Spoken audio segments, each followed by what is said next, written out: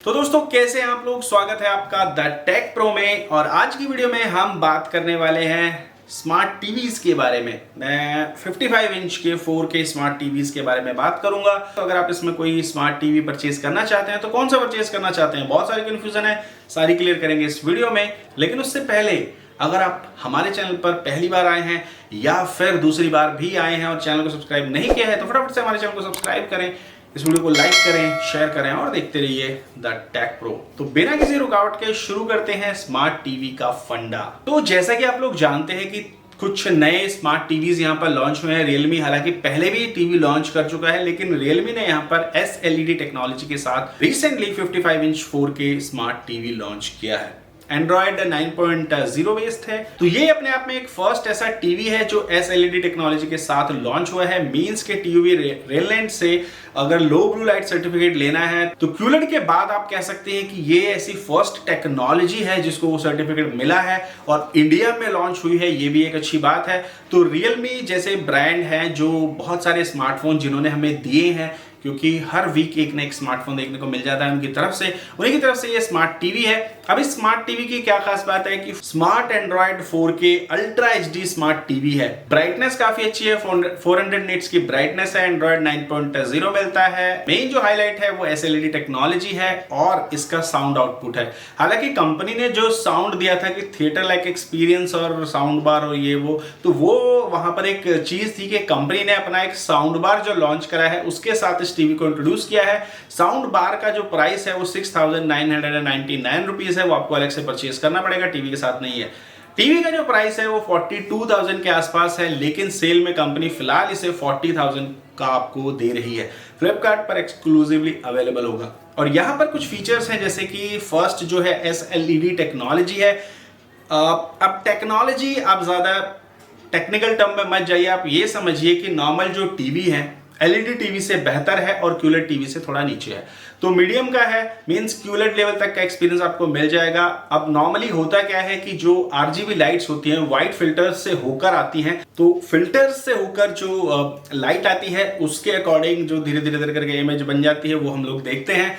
लेकिन SLED technology में होता क्या है कि RGB फिल्टर्स नहीं, RGB चिप दी हुई है और कलर बैलेंसिंग जो है वो काफी अच्छे तरीके से हो जाती है। तो ये कुछ इस तरीके की चीज है और आपको कह सकते हैं कि आपकी आईज पर जो स्ट्रेन पड़ता है वो बहुत ही कम हो जाता है। तो मींस आंखों के लिए अच्छा है और प्राइस है तो बजट जेब के लिए भी अच्छा है। डुअल बैंड यहाँ पर वाईफाई आपको मिल जाता है, क्योंकि नॉर्मली अगर मैं बात करूं कुछ एक टीवीज की तो मुश्किल से एक आध टीवी है जिनमें डुअल बैंड और वाईफाई का सपोर्ट आपको मिलता है, वरना सिंगल बैंड ही होते हैं 2.4 गीगाहर्ट्ज के। यहाँ पर आपको 2.4 गीगाहर्ट्ज और 5 गीगाहर्ट्ज दोनों ही बैंड का सपोर्ट मिल जाता है इस टीवी के अंदर। एंड्रॉयड 9.0 है, रिमोट भी अच्छा है, उस पर आपको हॉट कीज मिल जाती हैं, प्राइम वीडियो, नेटफ्लिक्स और यूट्यूब की डेडिकेटेड कीज मिल जाती हैं। अब रियलमी जो टीवी है वहां पर आपको 50 वॉट का साउंड आउटपुट मिलता है, ब्राइटनेस भी 400 निट्स के आसपास है। तो ओवरऑल एक अच्छा पैकेज है 40,000 में। अब बात करते हैं सेकेंड टीवी की। सेकेंड टीवी में लेना चाहूंगा नोकिया का 2020 मॉडल जो कि नोकिया ने लॉन्च किया है ऑनक्यो के साथ, और ऑनक्यो और फ्लिपकार्ट के साथ कोलैबोरेशन में इस टीवी को बनाया है। ऑनक्यो का साउंड आपको वहां पर मिलता है। अब नोकिया का जो 55 inch 4K smart Android TV है वहां पर आपको मिलता है Android 9.0 out of the box. Local dimming आपको मिल जाती है, HDR10 प्लस मिलता है, डॉल्बी विजन है और DTS सराउंड साउंड का ऑप्शन वहां पर आपको मिल जाता है। तो वो चीज आपको देखनी पड़ेगी। यहां पर आपको सिंगल बैंड वाईफाई का सपोर्ट मिलता है, मींस कि आप 2.4 गीगाहर्ट्ज पर ही इसको चला पाएंगे। 5 गीगाहर्ट्ज का सपोर्ट नहीं है। 2GB रैम है, 16GB इंटरनल स्टोरेज है और इसकी जो ब्राइटनेस है, अब यहां पर 2-3 चीजों का एडवांटेज आपको मिल जाता है over to Realme SLED TV. यहां पर आपको साउंड बेटर मिलता है, यहां पर आपको ओवरऑल जो है वो 30 वॉट का बेस आउटपुट मिलता है जो स्पीकर के थ्रू आता है और 18 वॉट का जो आउटपुट है वो ट्विटर के थ्रू आता है। तो 6D साउंड नोकिया इसको कुछ बोलता है। तो ओवरऑल जो 48 वॉट का साउंड आपको मिल जाता है, तो काफी अच्छा एक्सपीरियंस हो जाता है उस वाले टीवी से। तो रेगुलर वहां पर 24 वॉट का आउटपुट है, यहाँ पर आपको 48 वॉट का आउटपुट मिलता है। बाइफिकेशन मैंने आपको बता दिया है। और दूसरी चीज कि यहाँ पर आपको 420 निट्स की ब्राइटनेस मिलती है, मींस के ब्राइटनेस जो लेवल है वो थोड़ा सा और ज्यादा आपको मिलेगा। ब्राइटनेस लेवल आपको थोड़ा और ज्यादा यहाँ पर मिल जाएगा। तो ये कुछ चीजें हैं। ऑनक्यो के साथ कंपनी इसको लॉन्च कर रही है, तो ऑनक्यो का आप साउंड बार कह सकते हैं कि यहाँ पर आपको मिलता है, और तो साउंड एक्सपीरियंस ऑब्वियसली इनहैंस हो जाएगा। और बेजललेस टीवी जैसा आप कह सकते हैं, नियरली बहुत ही मिनिमम से बेजल्स हैं वो इस टीवी में आपको मिलते हैं। और लेटेस्ट ही कंपनी ने लॉन्च किया है, ये भी आपको 16 अक्टूबर को मिल जाएगा फ्लिपकार्ट के ऊपर। फ्लिपकार्ट का एक्सक्लूसिव है,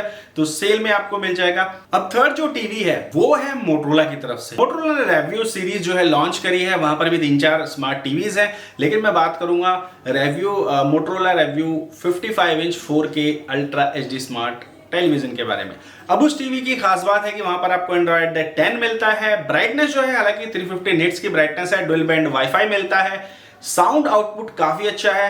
50 वॉट का टोटल साउंड आउटपुट है। 30 वॉट का आपको बेस मिलता है। 20 वॉट का आपको ट्विटर से आउटपुट मिलता है।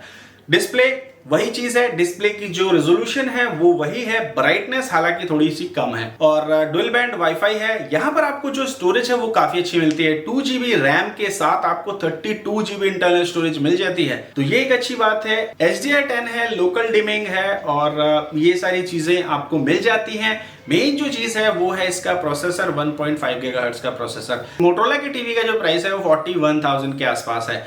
तो 41, 40 एंड 40 जो सारे जो टीवी हैं वो सिमिलर से ही प्राइस में है। सभी टीवी की जो डिस्प्ले है वो सिमिलर है, लेकिन यहां पर मैं फिर से एक बार कहना चाहूंगा कि मोटरोला टीवी में आपको जो ब्राइटनेस है वो 350 निट्स मिलती है। रियलमी टीवी में जो ब्राइटनेस है वो 400 निट्स मिलती है। और अगर मैं बात करूं नोकिया टीवी की, तो नोकिया टीवी में जो ब्राइटनेस है वो 420 निट्स मिलती है। तो ब्राइटनेस के मामले में पॉइंट जो है नोकिया को जाता है। और अगर मैं बात करूं साउंड आउटपुट की, तो सबसे पहले नंबर पर आता है मोटरोला। वहां पर हालांकि कोई ऑफिशियल साउंड पार्टनर नहीं है, लेकिन फिर भी Motorola manage to deliver home theatre like experience. 30 watt जो आपको बेस मिलेगा स्पीकर से, और 20 वॉट का जो साउंड आउटपुट मिलेगा ट्विटर से। और यहां पर बात करते हैं नोकिया की, तो नोकिया में आपको 48 वॉट का साउंड आउटपुट मिलता है, जिसमें 30 वॉट जो मिलता है स्पीकर से, 18 वॉट का आउटपुट ट्विटर से मिलता है, जिसमें कि आपको एक 6D साउंड एक्सपीरियंस जो है, एक एनवायरमेंट है, नोकिया क्रिएट करके देता है। ये चीज हो गई। अब डुअल बैंड वाईफाई की बात करते हैं, वो आपको मिलता है मोटरोला के टीवी में, और आपको मिलता है रियलमी के टीवी में। नोकिया के टीवी में आपको सिंगल बैंड वाईफाई का सपोर्ट मिलता है। तो ये चीज हो गई। अब प्रोसेसर की बात करते हैं, तो प्रोसेसर सबसे जो ज्यादा दिया गया है वो दिया गया है आपको मोटरोला के रेव्यू सीरीज में। 1.5 GHz का प्रोसेसर है, बाकी जो आपको 1 GHz का प्रोसेसर मिलता है दोनों स्मार्ट टीवीज में। और आपको मैं बात करूं अगर स्टोरेज की, तो नोकिया और रियलमी दोनों में आपको 2GB रैम और 16GB इंटरनल स्टोरेज मिलती है। हालांकि मोटरोला में आपको 2GB रैम के साथ 32GB इंटरनल स्टोरेज मिल जाती है। तो ये कुल मिला के माल मसाला दिया गया है। बाकी एप्लीकेशंस आप डाउनलोड कर सकते हैं ओवर द इंटरनेट। और अगर मैं बात करूं अब फाइनल कंक्लूजन की, आपने तीनों टीवीज के बारे में सुना और तीनों टीवीज की क्वालिटी के बारे में भी सुना। तो अगर मैं अपना पर्सनल एक्सपीरियंस शेयर करूं, तो I will go with the Motorola. Sound output अच्छा है, डुअल बैंड वाईफाई मिल जाता है मुझे, और 32GB इंटरनल स्टोरेज मिलती है, और लेटेस्ट एंड्रॉइड 10 मिलता है। बाकी दोनों ही स्मार्ट टीवीज में मुझे एंड्रॉइड 9 मिलता है, यहाँ पर एंड्रॉइड 10 मिलता है। और एक चीज और मैं यहाँ पर डिस्कस करना चाहूंगा दोस्तों की बहुत सारी चीजें मैंने देखी है कि लोग ना फर्स्ट उसमें ही कहने लगते हैं स्क्रीन ब्लीडिंग का इशू है, ये है वो है, यहाँ पर कलर ब्लीडिंग का इशू है। यार स्क्रीन ब्लीडिंग, कलर ब्लीडिंग, ये ऐसा वैसा कुछ नहीं होता है। नॉर्मली होता क्या है कि स्क्रीन में, अब जैसे वॉच है या आपके स्मार्टफोन है, ये कैमराज वगैरह, ये वाटर और डस्ट रेसिस्टेंट आते हैं। क्यों आते हैं? क्योंकि इनके अंदर भी डस्ट भर जाती है। अब जैसे हम लोग अभी तो स्मार्टफोन के अच्छे आने लगे हैं, जैसे वन प्लस के, सैमसंग के अच्छे स्मार्टफोन है जिनमें डस्ट वगैरह नहीं भरती है। लेकिन कुछ इस समय से अगर हम थोड़ा पहले चलें तो बहुत चीजें फेस करी हैं यार। बैक कैमरा के अंदर, बैक कैमरा के लेंस पर जो है डस्ट आ गई, फ्रंट कैमरा के लेंस पर डस्ट आ गई। तो ये वाली चीज है। अब वो डस्ट रिमूव हो जाती है और फिर आपको एकदम वैसा ही चीजें मिलने लगती है, लेकिन कुछ टाइम बाद फिर डस्ट आ जाती है।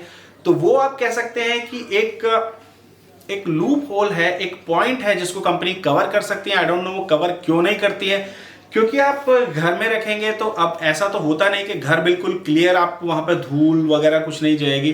धूल मिट्टी तो होती है यार, कितना भी सेफ करके रख लो। तो वो जो डस्ट है वो जब आपकी लाइट और पैनल के बीच आ जाती है तो वहां पर आपको जो है थोड़ा सा बर्न आउट सा एरिया दिखने लगता है। ऐसा लगता है कि जो एलईडी है वो बर्न हो गई है। तो वो कुछ ऐसा सा चीज है, क्योंकि मैं, एक मेरे दोस्त हैं, एक मेरे मित्र हैं, वो इंजीनियर हैं और वो इन्हीं एलईडीज वगैरह पे काम करते हैं। हालांकि मेरे पुराने टीवी में हुआ था, एलसीडी टीवी में, तो अब ये दोस्त है तो उसने जुगाड़ वुगाड़ करके वो सब कर दिया था।